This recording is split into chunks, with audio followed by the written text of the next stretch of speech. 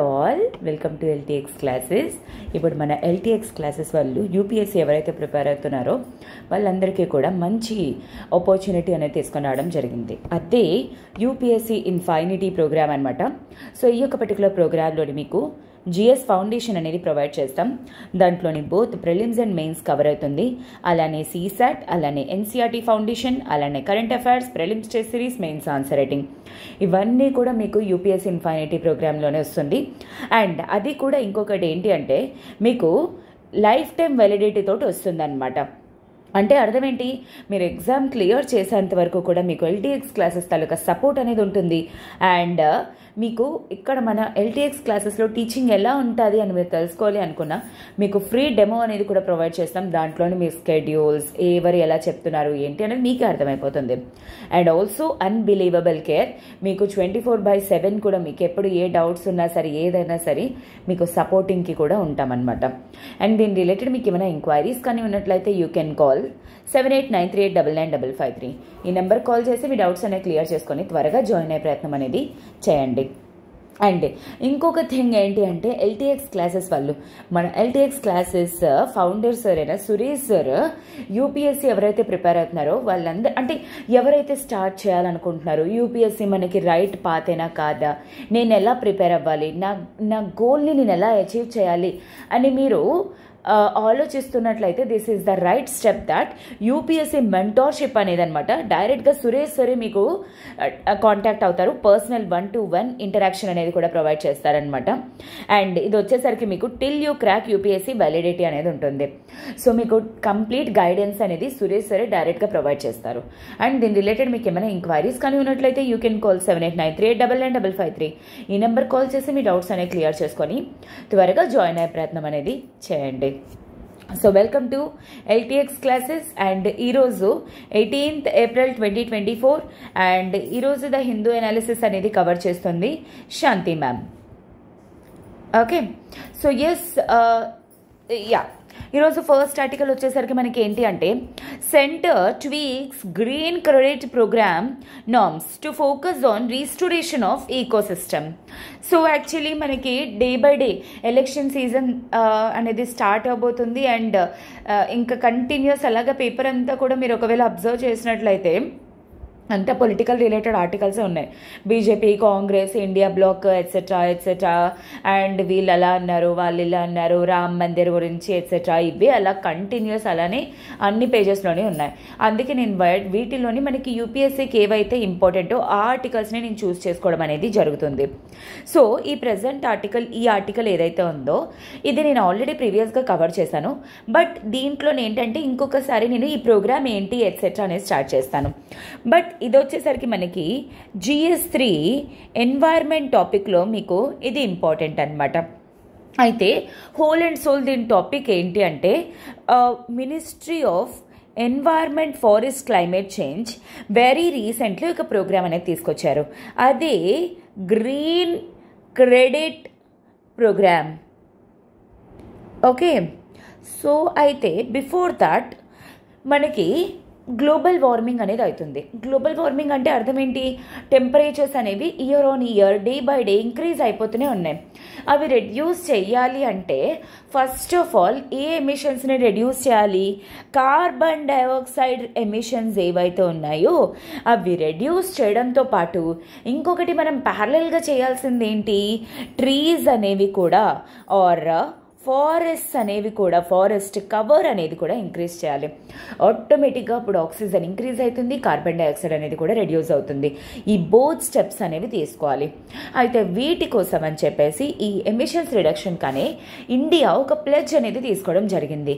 అదే ఏంటి, by 2070 okay 2070 కల్లా India net carbon dioxide emissions అనేవి 0 చేస్తాము అని. నెట్ అంటే ఏంటి, మనం ఎంతైతే ఎమిట్ చేస్తున్నామో అంత గ్రాస్ప్ కూడా చేసేస్తాం. లేదు అంటే renewable energy, non fossil fuel based energy use చేస్తాము, లేదా ఫారెస్ట్ కవర్ ఇంక్రీజ్ చేస్తాము అన్నట్టు. ఈ ప్రోగ్రామ్ కిందనే ఈ పర్స్పెక్టివ్లోనే ఈ గ్రీన్ క్రెడిట్ ప్రోగ్రామ్ అనేది తీయడం అనేది జరిగింది. ఎందుకంటే we need to balance both our environment along with industrial development. So industrial development ఎప్పుడైనా కావాలంటే ఆటోమేటిక్గా ఏరియా కావాలి, స్పేస్ కావాలి, చెట్లు ఎట్సెట్రా అవన్నీ కొట్టేయాల్సి వస్తుంది. కానీ అలాంటప్పుడు ఏమవుతుంది, గ్రోత్ వస్తుంది కానీ ఎన్వైర్న్మెంట్ పోతుంది, డెవలప్మెంట్ పోతుంది. అందుకే ఈ యొక్క ప్రోగ్రామ్ ఏదైతే ఉందో ఇది ఎన్వైర్న్మెంట్ని ఇంకా ఇండస్ట్రియల్ డెవలప్మెంట్ని రెండింటినీ కూడా బ్యాలెన్స్ చేసే ఒక అద్భుతమైన ప్రోగ్రామ్ అనమాట. ఏంటి, ప్రతి స్టేట్ కూడాను, ఈచ్ అండ్ ఎవ్రీ స్టేట్ కూడాను వాళ్ళ స్టేట్స్లోని ఎంత అయితే డీఫారెస్టెడ్ ఏరియా, ఓకే, అంటే ఫర్ ఎగ్జాంపుల్ ఫారెస్ట్ ఉంది కాకపోతే అది ఇప్పుడు లేదు అండ్ అక్కడ ఎటువంటి ఆక్యుపేషన్స్ కానీ లేవు అనేది టోటల్ అంతా కూడాను వాళ్ళు డేటా అనేది కలెక్ట్ చేస్తారు. ఈ డేటా అనేది కలెక్ట్ చేసిన తర్వాత అది ఓపెన్ సోర్సెస్లోని ఉంచుతారనమాట. అయితే ఇప్పుడు ఇండస్ట్రీస్ ఎవరైతే ఉన్నాయో అవేంటి అంటే, ఒకవేళ వాళ్ళు ఏంటి అంటే వాళ్ళు కాంపెన్సేషన్ ప్రొవైడ్ చేయాలి అంటే ఇది ఒక ప్రోగ్రామ్ అనమాట. సో ఈ అన్ఫారెస్ట్ ఏరియాస్లోని వీళ్ళు ఏంటి అంటే ఫారెస్ట్ అనేది చేయొచ్చు, కాకపోతే డైరెక్ట్గా చేయాల్సిన అవసరం లేదు. దీనికి ఎంత అయితే అమౌంట్ అనేది కావాలో అంత అమౌంట్ అనేది స్టేట్కి ప్రొవైడ్ చేస్తే స్టేట్ అనేది ఏం చేస్తుంది, ఆ పర్టికులర్ ల్యాండ్స్లోని ట్రీస్ అనేవి నాటుతుందనమాట. అయితే ఆఫ్టర్ 2 years తర్వాత వీళ్ళు ఈ చెట్లని రివ్యూ చేస్తారు. ఆ ట్రీస్ ఎప్పుడైతే మళ్ళీ ఉంటాయో ఈచ్ చెట్టుకి కూడాను okay 1 tree = 1 green credit. Okay, so అలాగా ఎవరైతే ఇండస్ట్రీస్ వాళ్ళు ఎట్సెట్రా వీళ్ళందరూ ఎవరైతే ఉన్నారో కార్బన్ డైఆక్సైడ్ ఎమిషన్స్ ఎవరైతే చేస్తున్నారో వాళ్ళు, అంటే ఇంకా ఎవరైతే ఫారెస్ట్ ఏరియాస్ని ఆక్యుపై చేశారో వాళ్ళు తిరిగి కాంపెన్సేషన్ ప్రొవైడ్ చేసే విధంగా ఈ గ్రీన్ క్రెడిట్ ప్రోగ్రామ్ అనమాట. ఇది నాట్ జస్ట్ ఇండస్ట్రీసే కాకుండా ఇన్ఫ్యాక్ట్ ఇండివిజువల్స్ ఎవరైనా సరే, లేకపోతే అంటే ఎవరైనా సరే ఎవరికైతే ఎన్వైర్న్మెంట్ కానీ ఎవరికైతే ఈ కాంటెక్స్ట్ అనేది ఉందో, ఎన్వైర్న్మెంటల్ ఫోకస్ ఉందో అలాంటి వాళ్ళకందరికీ కూడా ఓపెన్ చేస్తూ ఈ ప్రోగ్రామ్ అనేది స్టార్ట్ చేయడం అనేది జరిగిందనమాట. సో ఓకే, సో ఇప్పుడు ఏ విధంగా తీసుకురావాలి ఏంటి ఈ నార్మ్స్ అవి రూల్స్ రెగ్యులేషన్స్ అవి చేయటం అనేది జరిగింది సెంట్రల్ గవర్నమెంట్. ఎందుకు, for the restoration of ecosystem. ఈ విధంగా ఏం జరుగుతుంది, ఒకటి ఫారెస్ట్ రికవరీ వస్తుంది, ఇంకొకటి ఇండస్ట్రీస్ వాళ్ళకి కాంపెన్సేషన్ ప్రొవైడ్ చేసినట్టు ఉంటుంది, స్టేట్స్కి ఇన్వెస్ట్మెంట్స్ అనేవి కూడా దొరుకుతాయి అనమాట. ఇలాగా అన్నీ బ్యాలెన్స్ చేస్తూ అటు ఇండస్ట్రియల్ డెవలప్మెంట్ని ఇటు ఎన్వైర్న్మెంట్ని బ్యాలెన్స్ చేస్తున్న ఒక గ్రేట్ ప్రోగ్రామే ఈ గ్రీన్ క్రెడిట్ ప్రోగ్రామ్ అనమాట.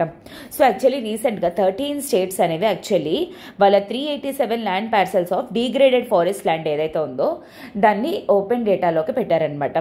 ఆల్మోస్ట్ అది 10,983 hectares అనేది ఉంది అనమాట. అయితే ఈ టోటల్ ఇండివిజువల్స్ కంపెనీస్ ఇవన్నీ కూడాను అంటే ఎవరికి ఇవ్వాలి, ఏం చేయాలి, దీన్ని ఎస్టిమేషన్స్ కానీ అవన్నీ కూడా ఎవరు చేస్తారు, ICFRE గుర్తుపెట్టుకోండి, Indian council of forestry research and education. ఇది autonomous body under ministry of environment అనమాట.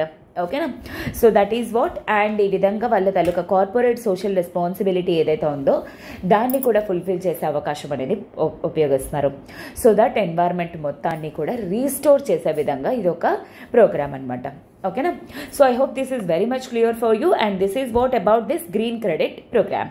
ఓకేనా, so with this I will be moving to the next article. So the limitations of Ambedkarite Dalit politics today. So actually what ఇప్పుడు recently అంటే అంబేద్కర్ గారి జయంతి April 14th నాడు జరగడం అనేది జరిగింది. అండ్ అప్పటి నుండి కూడా అంబేద్కర్ గారి పాలసీస్ ఏంటి, అతను ఏ విధంగా కాస్ట్ సిస్టమ్ని ఎలిమినేట్ చేయాలనుకున్నారు, ఏ పద్ధతులు యూజ్ చేశారు అండ్ కాన్స్టిట్యూషన్ ఏ విధంగా డిజైన్ చేశారు, అలాంటివన్నీ కంటిన్యూస్గా ఆర్టికల్స్లోకి వస్తూనే ఉన్నాయి. అండ్ ఈరోజు కూడా యాక్చువల్లీ ఏదైతే అంబేద్కర్ గారు దళిత పాలసీస్ అనేవి లేదా దళిత్స్ కోసం అప్వర్డ్ కోసం ఏదైతే తీసుకున్నారో అలాంటివన్నీ కూడా ఏ విధంగా ఈరోజు కర్వ్ అయిపోతున్నాయి.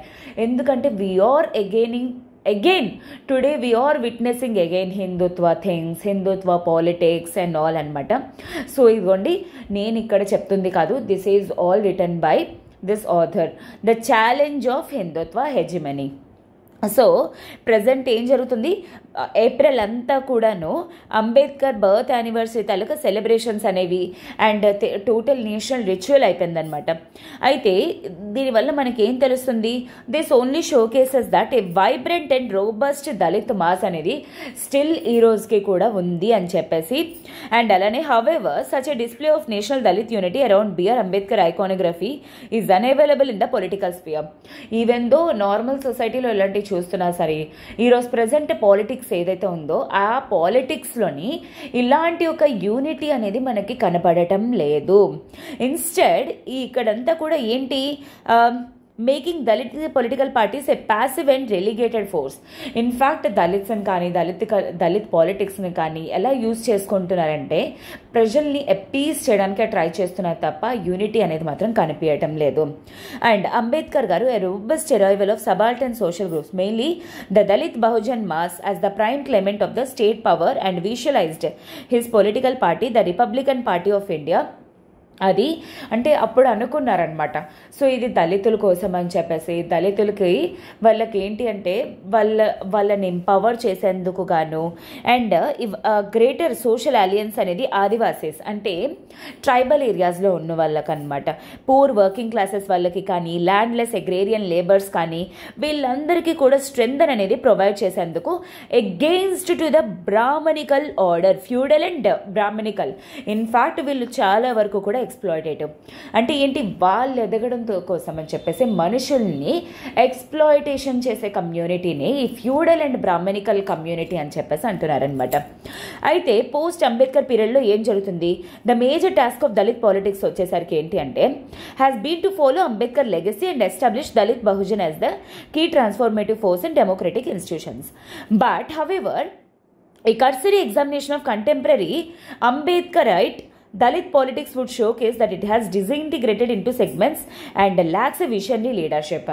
యాక్చువల్లీ ప్రజెంట్ ఏదైతే జరగాలో అతని ఐడియాలజీని కానీ అతని లెగసీని కానీ ముందుకు తీసుకెళ్లాల్సిందే పోయి అంటే ప్రజలందరూ కూడా గ్రూప్స్ కింద మారిపోయి ప్రాపర్ లీడర్షిప్ అనేది లేక డిసింటిగ్రేట్ అయిపోయి ఏంటి అంటే దళిత్స్కి ఏదైతే కావాలో అవి మాత్రం ప్రొవైడ్ చేయకుండా దళిత్ పాలిటిక్స్ అనేవి కనబడుతుంది అని చెప్పేసి అంటున్నారనమాట. సో పోస్ట్ ఇండిపెండెన్స్ టైం పీరియడ్లో democratic churning, a powerful arrival of agrarian backward castes in the major states as the new ruling elites is witnessed. So అంటే స్టార్టింగ్ టైం పీరియడ్లో అంటే పోస్ట్ ఇండిపెండెన్స్ తర్వాత స్టార్టింగ్ టైం పీరియడ్లోని అగ్రేరియన్ క్లాస్ ఎవరైతే ఉన్నారో వాళ్ళు elite లాగా ఉండేవారు. ఎందుకంటే వాళ్ళే ఎక్కువ మెంబర్స్, వాళ్ళు కన్స్టిట్యూట్స్ మేజర్ ఓట్ బ్యాంక్ అనమాట. అండ్ మిడ్ 1990s వచ్చేసరికి పవర్ఫుల్ దళిత్ పొలిటికల్ లీడర్షిప్ అనేది చూసింది, especially BSP under the leadership of Kanshiram and Mayawati in Uttar Pradesh. Especially Uttar Pradesh గురించి మాట్లాడుతున్నారనమాట, this Bahujan Samajwadi party and Samajwadi party గురించి. ఎందుకంటే ఈ 1990s ఏ విధంగా స్ట్రాంగ్గా ఉండేవాళ్ళు అని చెప్పేసి. అయితే బీఎస్పీ ఆల్మోస్ట్ ఒక టాప్ పొలిటికల్ ఫోర్స్ కింద and politics of social justice would be game changer in Indian democracy. So ఏమనుకున్నారు, ఇది ఒక గేమ్ చేంజర్ లాగా అవుతుంది అండ్ దిస్ పొలిటికల్ పార్టీ ఏదైతే ఉందో అది show cases that total Dalits taluka future కానీ వాళ్ళ తాలూకా ఫేట్ కానీ అదంతా కూడా చేంజ్ అవుతుంది అండ్ మన డెమోక్రసీ అండ్ అలాగే ప్రజలకు ఏదైతే న్యాయం అనేది జరగాలో, సోషల్ జస్టిస్ ఏదైతే జరగాలో అది డెఫినెట్లీ వెరీ సూన్ జరుగుతుంది అనేది. అండ్ ఈవెన్ మహారాష్ట్రలో కూడా డ్యూరింగ్ ద సేమ్ పీరియడ్ కొత్తవి రిపబ్లికన్ బహుజన్ లీడర్స్ అనమాట. ఫర్ ఎగ్జాంపుల్ ప్రకాష్ అంబేద్కర్, రామ్దాస్ అతావాలే వీళ్ళందరూ కూడాను. అలానే సేమ్ బెదుతాల చిరుతాగే కచ్చి వీసీకి కూడా థోల్లోనే and Thirumavalavan in Tamil Nadu and Lok Janshakti party by Ram Vilas Paswan in బీహార్లోని. సో ఇలాగా నాట్ జస్ట్ ఉత్తరప్రదేశ్లోనే కాకుండా మహారాష్ట్రలో కానీ అండ్ అలానే ఇన్ఫ్యాక్ట్ తమిళనాడులో కానీ బీహార్లో కానీ ఇలాగా అన్నీ కూడా 1990s దళిత్స్ కానీ దళిత్ పాలిటిక్స్కి కానీ సిగ్నిఫికెన్స్ పవర్ కానీ టర్న్అవుట్ కానీ రావడం అనేది జరిగింది. అండ్ వాళ్ళకు ఒక స్పేస్ అనేది కూడా దొరికింది, dignified and robust Dalit political అనేది చేసేందుకు. కానీ though there was no alliance between these political outfits, they had an ideological camaraderie around the iconography of Ambedkar. Even though వీళ్ళందరికీ కూడాను ఎటువంటి టైఅప్స్ కానీ ఎటువంటి అలయన్సెస్ కానీ లేవు. ఎందుకంటే Uttar Pradesh politics Uttar Pradesh, Maharashtra politics Maharashtra, Tamil Nadu politics Tamil Nadu, ఇలా డిఫరెంట్ ఉన్న వీళ్ళందరితో తాలూకా కామన్ ఐడియాలజీ అనేది ఏంటి, వాళ్ళ తాలూకా బేస్ అనేది ఏంటి, it was turning around doctor B R Ambedkar. So he has strong commitment towards social base and వాళ్ళకి సోషల్ జస్టిస్ అనేది ప్రొవైడ్ చేయడానికి, and often flagged the slogans of social justice. That is the single pillar. ఇక్కడ 1990s ఈ అన్ని particular స్టేట్స్లోని కూడా Dalit politics అనేవి అంటే in fact strong are powerful అవ్వడానికి గల మెయిన్ కారణం వచ్చేసరికి, periodically even on their own political turf these parties vacillated from core ideological principles. BSP joined hands with the Bharatiya Janata Party in 1995. BSP BJP తోటి 1995లో to form the first state government headed by Mayawati in Uttar Pradesh. So ఆ తర్వాతే ఉత్తరప్రదేశ్లోని Mayawati government అనేది రావడం జరిగింది. ఆ తర్వాత రామ్ విలాస్ పాస్వాన్ గారు ఈవెన్ బీజేపీ లెడ్ అలయన్సెస్ 1999లో బీహార్లోని, and securing an important portfolio in Atal Bihari Vajpayee's cabinet. అంటే అటల్ బిహారీ వాజ్పేయి టైం పీరియడ్లో మంచి పొజిషన్ అనేది కూడా రావడం జరిగింది.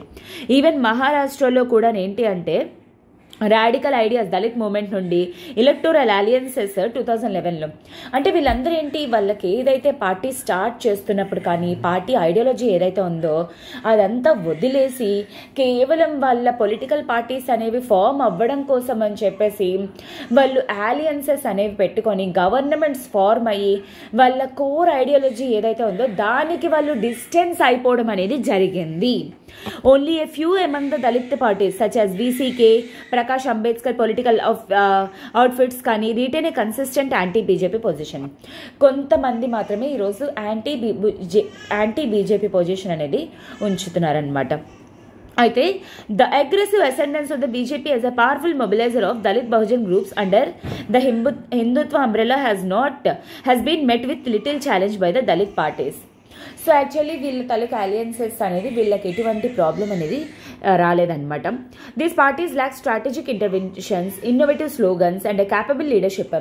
అయితే మెయిన్ ఈ దళిత్ పొలిటికల్ పార్టీస్కి ఏమవుతుంది, స్ట్రాంగ్ లీడర్షిప్ అనేది లేదు, స్ట్రాంగ్ ఐడియాలజీ అనేది లేదు, స్ట్రాంగ్ స్లోగన్స్ అనేవి లేవు, అవన్నీ ల్యాక్ అవుతున్నాయి అన్నమాట. సో దాని ద్వారా ఏంటి అంటే ఈ హిందుత్వ హెజమనీకి దూరం అయిపోతున్నారు. అందుకే ఆ సోషల్ బేస్ ఇంకా డౌన్ పొజిషన్లోనే ఉండడం అనేది జరుగుతుంది. Further these parties have been limited to certain geographical boundaries as many states with a significant Dalit population such as Punjab, Himachal Pradesh, Bengal, Haryana and even BSP అవన్నీ కూడాను దళిత్స్ని మొబిలైజ్ చేయడంలోని ఫెయిల్ అయిపోయారనమాట. ఈరోజు ప్రాపర్గా దళిత్స్ని మొబిలైజ్ చేసి ఈ హిందుత్వ హెజమనీని ఒకవేళ డామినేట్ చేయగలిగినట్లయితే డెఫినెట్లీ మళ్ళీ ఈ సోషల్ బేస్, ఈ లాస్ట్ సోషల్ ఆర్డర్ ఏదైతే ఉందో వాళ్ళకి మళ్ళాను అంటే పవర్ అనేది రావడం జరుగుతుంది. దళిత్స్కి సోషల్ జస్టిస్ అనేది కూడా వస్తుంది. సో అదర్ అగైన్ ఇక్కడ ప్రజెంట్ ఇలా ఈ కాంటెక్స్ట్ అంటే పోస్ట్ ఇండిపెండెన్స్లో ఎలా ఉంది, దళిత్ పొలిటికల్ పార్టీస్ అనేవి 1990s ఏ విధంగా పవర్ఫుల్కి వచ్చింది, ఆ తర్వాత by the end of 20th centuryకి ఏ విధంగా బీజేపీ వాళ్ళతో అలయన్స్ అయిపోయి వాళ్ళ కోర్ ఐడియాలజీ ఏదైతే ఉందో దానికి షిఫ్ట్ అయిపోయి ఇప్పుడు కమింగ్ జనరల్ ఎలక్షన్స్లో గురించి మాట్లాడటం అనేది జరిగింది. So in the run up to the general elections 2024 the Dalit parties could have presented a new outlook and innovative political program to influence వీళ్ళందరికీ కూడా చేయడానికి. అయితే దళిత్స్ వాళ్ళకి మంచి అవకాశం అనేది ఉంది. ఇన్ఫాక్ట్ వాళ్ళు కొత్త ఇన్నోవేటివ్ ఐడియాస్ తీసుకొని రావచ్చు, ఇన్నోవేటివ్ ప్రోగ్రామ్స్ అనేది తీసుకొని రావచ్చు ఈ దళిత్ బహుజన్ పార్టీ ఓటర్స్ని అట్రాక్ట్ చేసేందుకు. For example announcing unified political black of అంబేద్కరైట్ parties especially BSP, VCK, VBA ఇవన్నీ కూడా అండ్ దాని ద్వారా నేషనల్ దళిత్ బహుజన్ ఎజెండా అనేది కూడాను వాళ్ళు నేషనల్ లెవెల్లో తీసుకెళ్లొచ్చు. And though other political parties have often joined hands to secure their class and social interest, the Dalit parties have remained attached to regional specificities and lacked the political imagination. So in order to gain social justice politics అంటే present మీరు చూసే ఉంటారు India black అనేది, కానీ Dalit parties మాత్రం still అవన్నీ కూడా వేరుగానే ఉంటూ వాళ్ళు స్పెసిఫిక్ లొకాలిటీస్ ఇన్ బీహార్ అయితే బీహార్లోని, యూపీ అయితే యూపీలోని, అలాగే వాళ్ళ కోర్ ఐడియాలజీ ఏదైతే ఉందో సోషల్ జస్టిస్ రీజియన్ స్పెసిఫిక్ అయిపోయిందనమాట. And most importantly in the crucial political battle against the BJP, parties such as the VB and BSP have decided to go it alone. Present BJP ఎంత స్ట్రాంగ్గా ఉండింది అనేది తెలుసు. అలాంటప్పుడు ఇలాంటి పొలిటికల్ పార్టీస్ ఏవైతే ఉన్నాయో అవి stand అలోన్గా రావాలనుకుంటున్నాయి. So the refusal by these parties to form a unified secular front with mainstream opposition parties may allow them to remain visible in the democratic processes. However, they seem unanswerable to the growing anxieties and troubles that the poor Dalit Bahujan mass is facing under the Hindutva regime. కానీ even though అంటే వాళ్ళు join అవ్వకపోవడం, వాళ్ళు సింగిల్గా ఉండడం వల్ల democratic process గురించి, democratic institutions గురించి అంటే అది విజిబుల్ అవుతుంది. బట్ దళిత్స్కి ఏం కావాలి, దళిత్ మాస్ పీపుల్ ఏం ఎక్స్పెక్ట్ చేస్తున్నారు, అలాంటివన్నీ కూడా కోర్ ఐడియాలజీ అనేది మిస్ అయిపోతుంది. There is a visible fear BJP మళ్ళీ డెఫినెట్గా రిటర్న్ అవుతుంది. And third term in India would also relegate the prospect of social justice politics and may disturb India's constitutional democracy. ఖచ్చితంగా ఈసారి ఇండియన్ కాన్స్టిట్యూషన్ తాలూకా democracy ఏదైతే ఉందో అది టోటల్గాను violate అయ్యే scope కూడా ఉంది, డిస్టర్బ్ అయిపోతుంది అనేది. సో సెగ్మెంటెడ్గా ఉండి వేరేగా ఉండేదానికంట కలిపి ఒకవేళ చేసి కోర్ ఐడియాలజీస్ ఏవైతే ఉన్నాయో వాటిని స్ట్రెంథెన్ చేసుకొని ప్రజల్లోకి తీసుకెళ్ళినట్లయితే డెఫినెట్లీ సక్సెస్ అనేది వస్తుంది. అండ్ అలానే ఇన్ఫ్యాక్ట్ ఏంటి అంటే దళిత్ పొలిటికల్ పార్టీస్ ఏవైతే హిందుత్వకు అగెన్స్ట్గా ప్రాబ్లమ్స్ ఫేస్ చేస్తున్నారో వాటిని కూడా వీళ్ళు సాల్వ్ చేసే స్కోప్ అనేది అంటే ఆపర్చునిటీ అనేది దొరుకుతుంది అని చెప్పేసి ఆథర్ సజెస్ట్ చేయడం అనేది జరిగిందనమాట. ఓకేనా. The absence of a national political agenda ruptures an ideology and a weak response is taking on the right-wing juggernaut or affecting the revival of Dalit politics. So Dalit politics అనే మళ్ళా strong అవ్వకపోవడానికి గల కారణాలు ఏంటి అనేది మంచి బ్యూటిఫుల్ వర్డ్స్ తోటి ఇక్కడ author mention చేయడం అనేది జరిగింది. ఓకేనా. So yes, with this, I hope this is very much clear for you, and with this I will be moving to the next article. But before that ఒక చిన్న announcement. ఇప్పుడు మన ఎల్టీఎక్స్ క్లాసెస్ వాళ్ళు APSC group 1 mentorship అనేది కూడా provide చేస్తున్నారు. అది మన ఎల్టీఎక్స్ క్లాసెస్ ఫౌండర్ సార్ అయినా డైరెక్ట్గా సురేష్ సార్ అనమాట. పర్సనల్ 1-to-1 ఇంటరాక్షన్ అనేది మీకు ప్రొవైడ్ చేస్తారు. అండ్ అది కూడా మీకు till you crack the exam validity అనేది ఉంటుంది. అండ్ దీని రిలేటెడ్ ఏమైనా ఎంక్వైరీస్ కానీ ఉన్నట్లయితే యూ కెన్ కాల్ 7893899553. ఈ నెంబర్ కాల్ చేసి మీ డౌట్స్ అనేవి క్లియర్ చేసుకొని త్వరగా జాయిన్ అయ్యే ప్రయత్నం అనేది చేయండి. అండ్ గుర్తుపెట్టుకోండి, ప్రజెంట్ ఏంటి అంటే ఎవరైతే ఏపీఎస్సి గ్రూప్ 1 మెయిన్స్ ఎలా రాయాలి, మాకు గైడెన్స్ కావాలి, రైట్ పాత్ చూపించడానికి కావాలి అనుకుంటున్నారో వీళ్ళందరికీ కూడా ఇది ఒక అద్భుతమైన ఆఫర్. మీకు ప్రోగ్రామ్ ఎలా రన్ అవుతుంది, ఏంటి, ఎలా అని మీరు తెలుసుకోవాలనుకుంటే ఈ నెంబర్కి కాల్ చేయండి. ఆటోమేటిక్గా మీకు ఈచ్ అండ్ ఎవ్రీ డీటెయిల్ అనేది వస్తుంది. ఓకేనా. So I hope this is very much clear for you. Hapur verdict challenging vigilantism. So what is happening first of all? మీరు మేజర్గా పదం వినే ఉంటారు, కౌ విజిలాంటిజం. ఓకే మేడం ఏంటిది? సో ప్రెజెంట్ వచ్చేసరికి ఏంటి అంటే ఈ హిందుత్వ రెజీమ్ అనేది ప్రెజెంట్ బీభత్సంగా రన్ అవుతుందన్నమాట. ఈ యొక్క పర్టికులర్ టైం పీరియడ్లోని యాక్చువల్లీ ఏంటి అంటే నాన్ వెజిటేరియన్ అనే కాన్సెప్ట్ అండ్ అలానే కౌ ఈటింగ్ అనే కాన్సెప్ట్ చాలా వరకు కూడా ఇంప్యూర్ కాన్సెప్ట్ అండ్ అలానే ఇన్ఫ్యాక్ట్ పాపం అని కూడా అంటారనమాట. సో అందుకని చెప్పేసి ఎస్పెషల్లీ వీళ్ళని తినేది ఎవరు? ముస్లిమ్స్ అనమాట. అండ్ ఎవరైతే ఫర్ ఎగ్జాంపుల్ లైక్ ముస్లిమ్స్ అయితే ఈ కౌ ఆర్ బీఫ్ ఈటింగ్ అనేది ఎవరైతే చేస్తున్నారో అలాంటి వాళ్ళని కొంతమంది గ్రూప్ అనమాట చంపేస్తున్నారనమాట, ఎవరైతే తింటున్నారో వాళ్ళని. దాన్నే ఏమంటారు? మాబ్ లించింగ్ అని చెప్పేసి అంటారనమాట. మాబ్ లించింగ్ యాక్చువల్లీ వాళ్ళు ఏదైనా తప్పు చేస్తే లేదా తప్పు చేశారని తెలిస్తే పోలీసులకి వెళ్ళి అప్పగించాలి లేదా చెయ్యాలి, అంతేగాని చట్టాన్ని వాళ్ళు ఎలా వాళ్ళ చేతిలోకి తీసుకుంటారు. సో ఈ పర్టికులర్ కాంటెక్స్లోనే ఇదే ఒక రీసెంట్గా ఇన్సిడెంట్ అనేది జరిగిందనమాట. So March 12, 2024 for the first time ఉత్తరప్రదేశ్లోని హాపూర్లోని ట్రయల్ కోర్ట్ ఏదైతే ఉందో ఆ ట్రయల్ కోర్ట్ అనేది లైఫ్ ఇంప్రిజన్మెంట్ అనేది ఒకరికి అవార్డ్ అంటే పనిష్మెంట్ అనేది ఇచ్చింది in a case of cow protection related lynching of a Muslim man. చెప్పాను కదా, ఈ హాపూర్లోని ఒక క్యాండిడేట్ ఈ కౌ ఈటింగ్ అనేది తిన్నాడు అని తెలిసి వాళ్ళని చంపేశారనమాట. సో దాని రిలేటెడ్ ఆ పర్సన్ ఎవరైతే చేశారో వాళ్ళకి లైఫ్ ఇంప్రిజన్మెంట్ వర్డిక్ట్ అనేది ఇచ్చింది ఈ హాపూర్ తాలూకా ట్రయల్ కోర్ట్ అనమాట. So this is the first time that ఇలాంటి ఒక వర్డిక్ట్ అనేది రావడం. ఎందుకంటే ఇలాంటి కేసెస్ ఫస్ట్ టైం కాదు, ఇండియాలో చాలాసార్లు ఇలా జరిగాయి. లైక్ ఫర్ ఎగ్జాంపుల్ 6 ఏళ్ల క్రితం 2018లోని ఇలాంటి ఒక కేసే అనేది ఎక్కడ లైక్ యూపీ ఏరియాస్లోని సెంట్రల్ ఏరియాస్లోని రావడం జరిగింది. And the false accusation of cow slaughter. The additional district and sessions court judge అనేది Shweta Dikshit sentence 10 men to life sentences and fined them 59,000 each and charges of murder, attempt to murder, writing, promoting religious enmity ఇవన్నీ గాను చేసినందుకు గాను.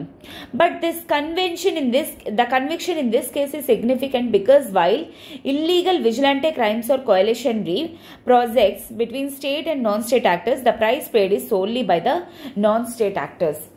So actually ఇలాంటి cow vigilantism, cow protection movements ఇలాంటివి అన్నీ జరుగుతున్నాయంటే it is by both state actors and non state actors.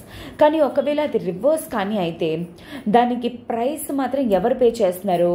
Only just non state actors అనేవాళ్ళు. ఎందుకంటే ఇప్పుడు ఈ కేసు తీసుకోండి, అటు స్టేట్ అనేది ఇలాంటి పాలసీస్ అనేది తీసుకొస్తుంది, ఓకే, కానీ అది ప్రజలు దానికి ఇదైపోయి అవతల ముస్లిమ్స్ని చంపేయడం, ఎవరైతే తింటారో వాళ్ళని చంపేయడం గట్టా అలా చేస్తున్నారు. సో అల్టిమేట్లీ ఎవరు లైఫ్ పోతుంది? అటు ముస్లిం లైఫ్తో పాటు ఇటు వీళ్ళు కూడా జైల్లో లైఫ్ ఇంప్రిజన్మెంట్లు, 10 ఏళ్ళు జైలు శిక్షలు, మరణ శిక్షలు అలాంటివి అనుభవిస్తున్నారు. సో వాళ్ళ లైఫే పోతుంది, అటు ఎవరైతే ఇలాంటి కాన్సెప్ట్స్ తీసుకొస్తున్నారో వాళ్ళు మాత్రం సేఫ్గా ఉంటున్నారు అని చెప్పేసి ఆర్డర్ చెప్తున్నారనమాట. ఓకేనా? So the Uttar Pradesh court conviction is just the 5th one in cow protection related in India. 3 వచ్చేసరికి జార్ఖండ్లోని 1 in Rajasthan, and of these only the courts in Jharkhand have pronounced maximum life sentence అనమాట 2016లోని ఒక పర్సన్ని ఇలాగా చేసినందుకు.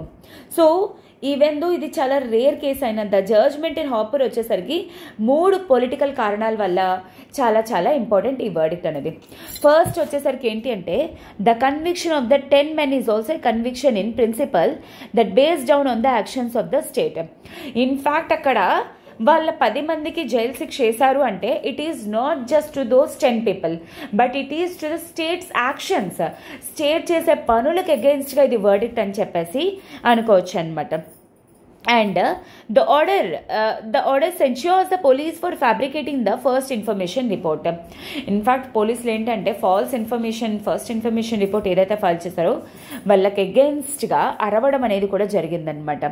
And the police claim that these were the result of A motor cycle accident. So ఒక person ఎందుకు చనిపోయారు అంటే ఈ హాపూర్లోని మోటార్ యాక్సిడెంట్ సైకిల్ వల్ల అని చెప్పేసి. కాకపోతే what happened, this is what all like mob lynching అనమాట.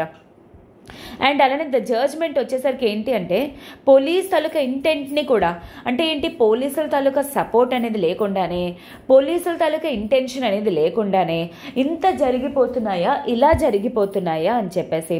సో దిస్ షోస్ దాట్ పోలీసులు కూడా ఈవెన్ ఎక్స్ట్రీమ్లీ అబ్జెక్షనబుల్ థింగ్స్ అనేవి వీళ్ళు చేస్తున్నారు అనే విషయం అని చెప్పేసి అనమాట. ఇన్ఫ్యాక్ట్ డీజేపీని కూడా అడిగేసరికి ఏంటి అంటే ఈ యొక్క పర్టికులర్ కేసుని ఇన్వెస్టిగేట్ చేయాలి కానీ అంటే ఇన్ఫ్యాక్ట్ కొల్యూడ్ అవ్వాలి అని చెప్పేసి ఈవెన్ దో దాన్ని అవాయిడ్ చేయడం అంటే దాన్ని చేయకుండా ప్రాపర్గా చేయకుండానే ఆపేసారు ఈవెన్ బీజేపీ లెవెల్ క్యాండిడేట్ కూడాను.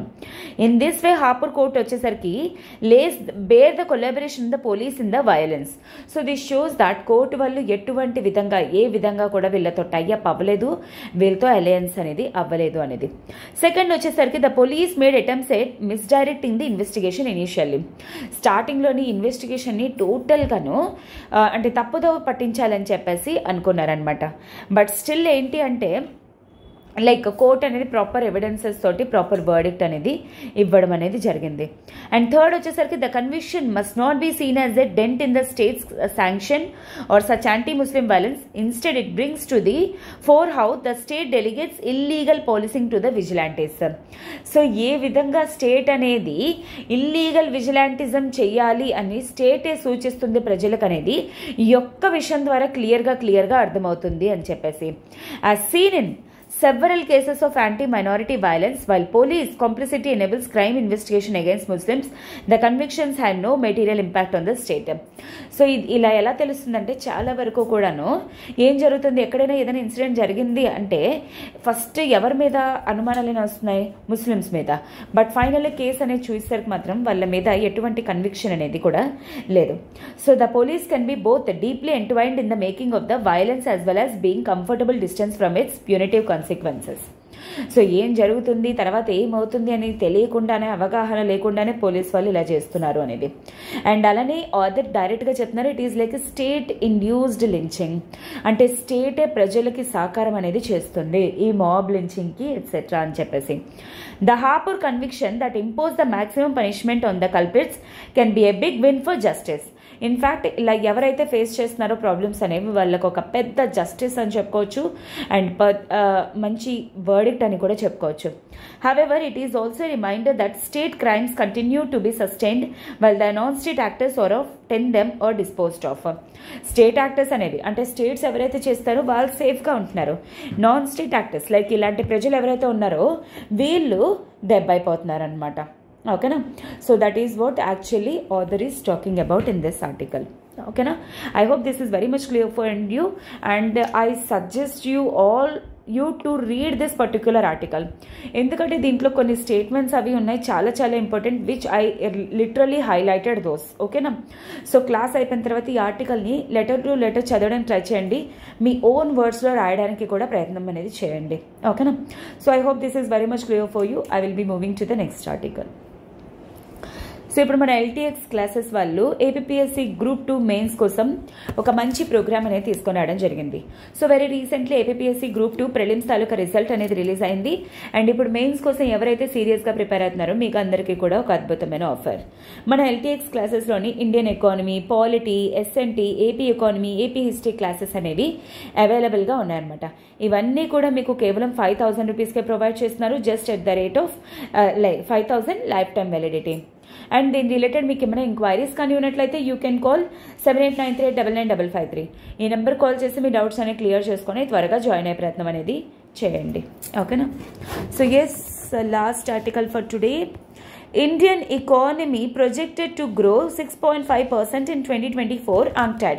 వెరీ రీసెంట్లీ మీరు అబ్జర్వ్ చేసినట్లయితే నేను వరల్డ్ బ్యాంక్ రిపోర్ట్ కానీ ఐఎంఎఫ్ రిపోర్ట్ కానీ ఇవన్నీ కూడా మీకు ఎక్స్ప్లెయిన్ చేయడం అనేది జరిగింది. ఇప్పుడు ఎవరిచ్చారు report? UNCTAD, united nations trade and development, UNCTAD అనమాట. సో 2024 వచ్చేసరికి జీడిపి ప్రొజెక్షన్స్. జీడిపి అంటే ఏంటి? Gross domestic product. Gross domestic product అంటే అర్థం ఏంటి? ఒక కంట్రీలోని ఒక ఇయర్లోని ఒక particular year especially financial year ఎంత గూడ్స్ అండ్ సర్వీసెస్ అనేవి ప్రొడ్యూస్ అయ్యాయి విత్ ఇన్ ద నేషన్ అనేదాన్ని జీడిపి అంటారు. ఎంత జీడిపి అనేది పెరుగుతుందో అంత గ్రోత్ అండ్ డెవలప్మెంట్ అనేది ఉంటున్నట్టు. సో యాక్చువల్లీ అలాంటి ఒక రిపోర్ట్ అనేది United nations conference on trade and development ఏదైతే ఉందో వాళ్ళు ఇండియా తాలూకా ప్రొజెక్షన్స్ అనేవి ఇవ్వడం జరిగింది. సో ఇయర్కి 6.5% అనేది ఉండబోతుంది according to the report by UN. So extending their manufacturing processes into the country to diversify their supply chains will have a positive impact on Indian exports. So present Indian exports అనేవి increase అవుతాయి, మన supply chain ఏదైతే ఉందో అది స్ట్రాంగ్గా ఉండడం వల్ల మన ఎక్స్పోర్ట్స్కి సపోర్ట్ అవుతుంది అన్నట్టు. అండ్ అలానే in a report Tuesday that India grew up 6.7%, last year 6.7%, and year వచ్చేసరికి ఏంటి అంటే 6.5%, continuing to be the fastest growing major economy in the world. Developing ఎకానమీస్లోని ఫాస్ట్గా డెవలప్ అవుతున్న నేషన్ ఇండియా అని చెప్పేసి వీళ్ళు చెప్తున్నారనమాట. ఇది వచ్చేసరికి మెయిన్ ఏంటి అంటే స్ట్రాంగ్ పబ్లిక్ ఇన్వెస్ట్మెంట్ అవుట్లెట్స్. అయితే ఇలాంటి గ్రోత్ అనేది రావడానికి గల మెయిన్ కారణం ఏంటి అంటే హై ఇన్వెస్ట్మెంట్స్. నేను చెప్పాను కదా, గూడ్స్ అండ్ సర్వీసెస్ ప్రొడ్యూస్ అవ్వాలి అంటే దీనికి కావాల్సింది ఏంటి? ఇన్వెస్ట్మెంట్స్. సో ఇన్వెస్ట్మెంట్స్ అనేవి చాలా ఎక్కువగా ఉన్నందుకు కారణంగాను ఇంత గ్రోత్ ప్రొజెక్షన్స్ అనేవి ఉన్నాయన్నమాట. అండ్ అలానే ఈవెన్ సర్వీస్ సెక్టర్ అనేది కూడా మంచిగా పర్ఫామ్ చేస్తుంది. అండ్ అలానే consumer services and firm external demand of the country, business service exports. So వీటన్నిటి కారణాల వల్ల యాక్చువల్లీ ఇంత ఇంక్రీజ్ అవుతుంది అని చెప్పేసి చెప్పడం అనేది జరిగిందనమాట. ఓకేనా? So I hope this is very much clear for you. And ఈ growth projections, growth rate projections ఇవన్నీ కూడా, జీడిపి ఇవన్నీ కూడా తెలుసుకునే ప్రయత్నం అనేది చేయండి. మీకు బేసిక్ ఎకానమీ క్లాసెస్లో ఇవన్నీ కూడా చాలా చాలా క్లియర్గా మెన్షన్ చేస్తారు. And I hope this is very much clear for you. And this is the last article for today. So daily లాగే మన question of the day discuss చేసే ముందు ఒక చిన్న అనౌన్స్మెంట్. ఇప్పుడు మన ఎల్టీఎక్స్ క్లాసెస్లోని యూపీఎస్సీ మెంటర్షిప్ డైరెక్ట్గా సురేష్ సార్ అనమాట. యూపీఎస్సీ ఎలా ప్రిపేర్ అవ్వాలి, మీకు పాత్ ఏంటి, గైడెన్స్ ఎలా ఉండాలి ఏంటి అనేది డైరెక్ట్గా మీకు సురేష్ సార్ గైడ్ చేస్తారు పర్సనల్ 1-to-1 ఇంటరాక్షన్ తోటి. అండ్ మీరు ఎగ్జామ్ క్లియర్ చేసేంత వరకు కూడా దీని వ్యాలిడిటీ అనేది ఉంటుంది. దీని రిలేటెడ్ మీకు ఏమైనా ఎంక్వైరీస్ కానీ ఉంటే యూ కెన్ కాల్ 7893999553. ఈ నెంబర్ కాల్ చేసి మీ డౌట్స్ అనేవి క్లియర్ చేసుకొని త్వరగా జాయిన్ అయ్యే ప్రయత్నం అనేది చేయండి. ఓకేనా? Yes.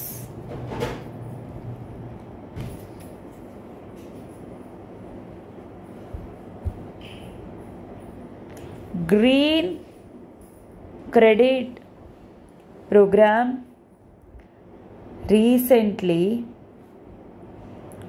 seen in the news